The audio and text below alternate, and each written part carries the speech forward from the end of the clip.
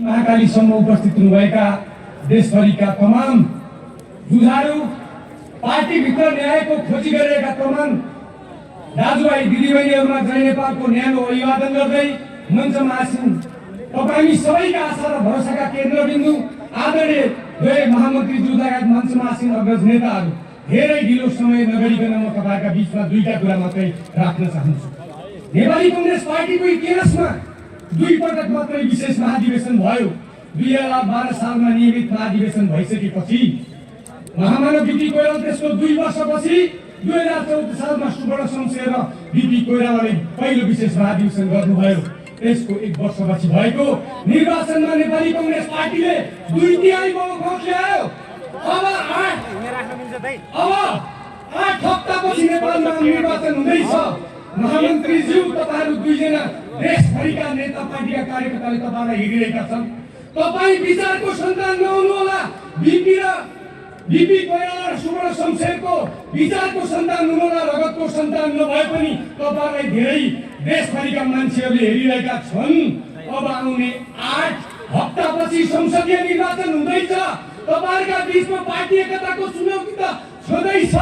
यदि 2/3 बहुमत ल्याउने हो भने अब नेपाली कङ्ग्रेस पार्टीलाई साला साली दाई भाइ हुक्के बैठके रोकेबाट मुक्त राख्नुभयो भने नेपाली कङ्ग्रेस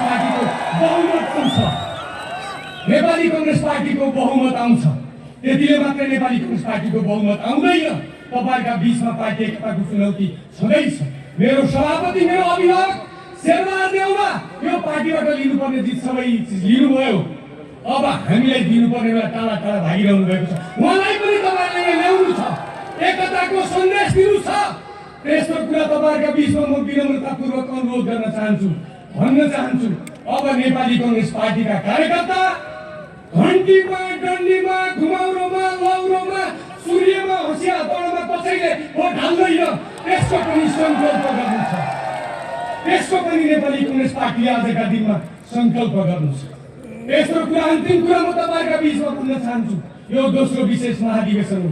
7 साल 46 साल 62-63 सालको जनआन्दोलन 2082 सालको भदौमा 22-23 गते भएको 23-24 गते भएको जेनजीको आन्दोलनमा 76 जना नौजवान युवाहरू शहादत प्राप्त गरे।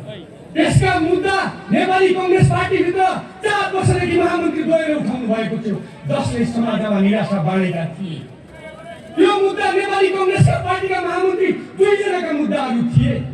यी शहादत प्राप्त गर्ने 76 जना शहीदहरूका परिवारको आँसु पुस्नु छ नेपाली कङ्ग्रेस पार्टीले। तर त्यसका नाममा अमेरिकादेखि नेपालका सहकारी ठगिने अनि गाना खाएर पशुपतिनाथ लुट्न जाने कोठाभित्र बसेर यिनीहरूलाई पनि नेपाली कङ्ग्रेस पार्टीले तहलाउनु छ।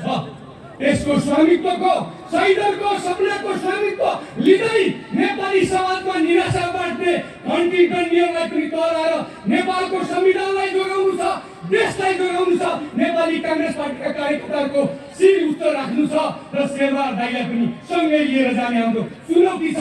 त्यो चुनौतीलाई तपाईहरु 2 जना महामन्त्रीले बिपी र सुवर्ण शमशेर भए जस्तै छुट्टा नकमाइकन तपाईहरुको साथमा यी साथीहरू छन्, हामी छौँ। सदैव नेपाली कङ्ग्रेस पार्टीको विचार नेपाली भूमिमा बस्ने गरी अडान लिनुहोस्। हामी तपाईहरुको साथमा छौँ भन्ने पत्रता व्यक्त गर्दै बिदा हुन्छु। धन्यवाद। जय नेपाल। अब यस पछाडि विचार समूहको हिसाबमा